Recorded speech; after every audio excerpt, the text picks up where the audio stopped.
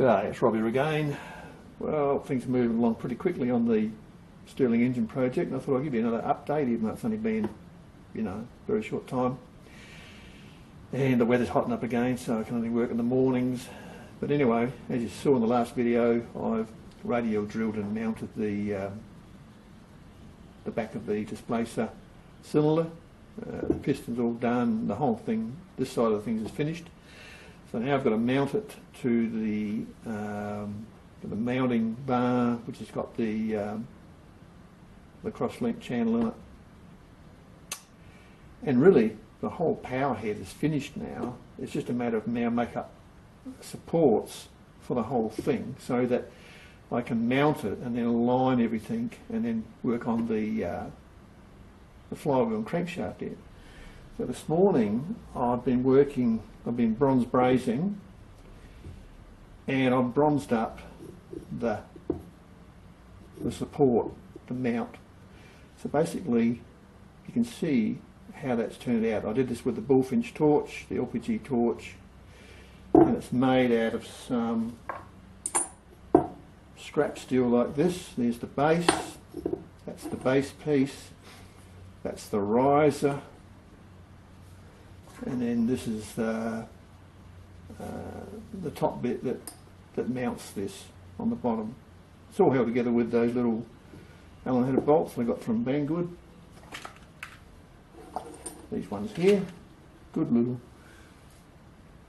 kit. I mean, I'm getting through them at a fast old rate, but they are nice to work with and they're very well made.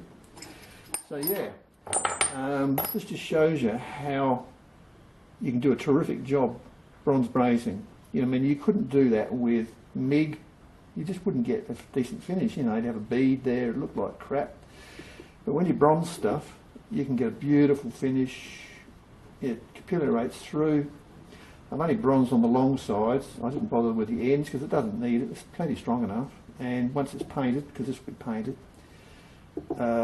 yeah, it'll look good. I'll come in close on it. Right, well, you can see what sort of a job it's done. It's done a beautiful job. You'd never do that with MIG or TIG or anything. It would be too much. But doing it with bronze, manganese bronze rod, yeah, you get a terrific finish. It bonds really strongly.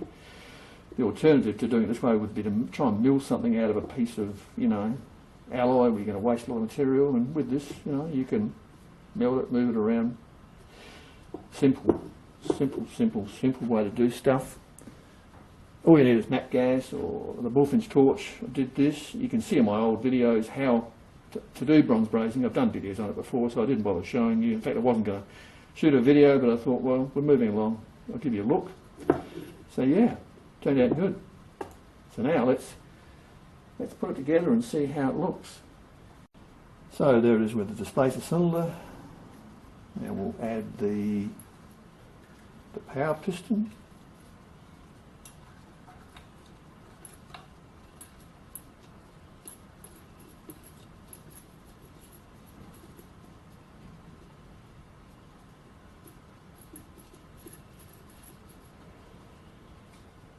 So now we're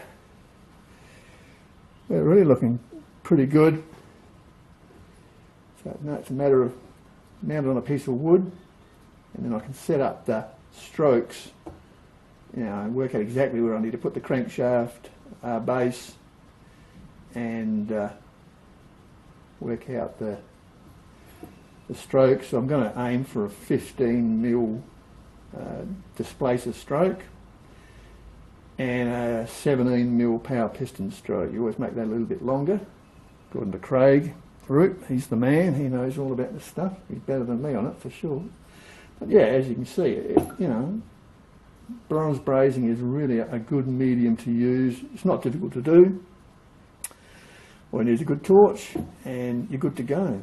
So I'll mount it on the baseboard just temporarily, just to show you what it looked like. This is just an old baseboard that I'm just going to hold it down for now with a few PK screws, nothing fancy, and then we can go from there. I've set the height at the same level as the little Stirling engine that I got from Banggood, and this is the burner from that, so that will just sit under there. I'll make one up either out of aluminium like that or brass. If I've got some brass around, I don't want to sort of use up all my brass. It'll probably be aluminium. So yeah, that'll fit there.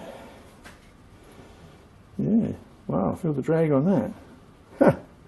It hasn't got any of these joints, haven't got any sealer anywhere on them, so that's how snug a fit and perfect everything is.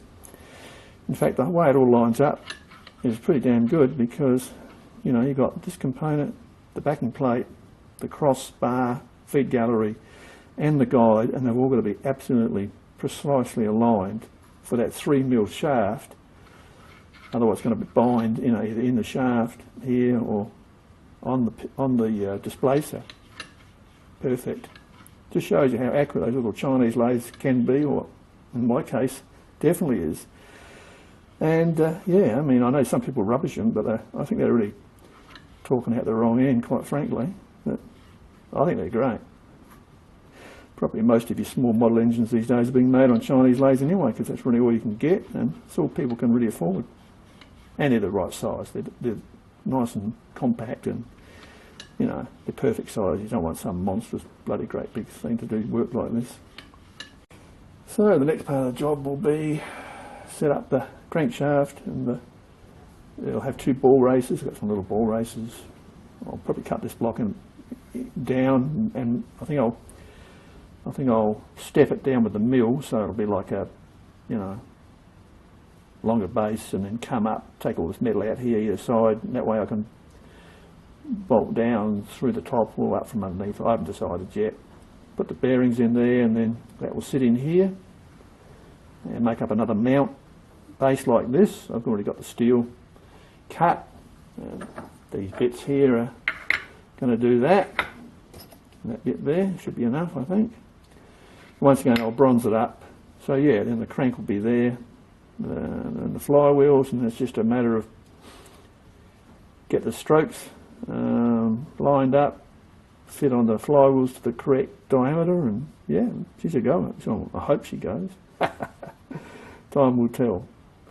This is all fly by the seat of your pants stuff, believe me. But so far so good, and yeah, it's been really interesting. Really interesting. Okay, that's it from me. It's getting damn hot down here. It's definitely beer drinking time. See you next time. Cheers.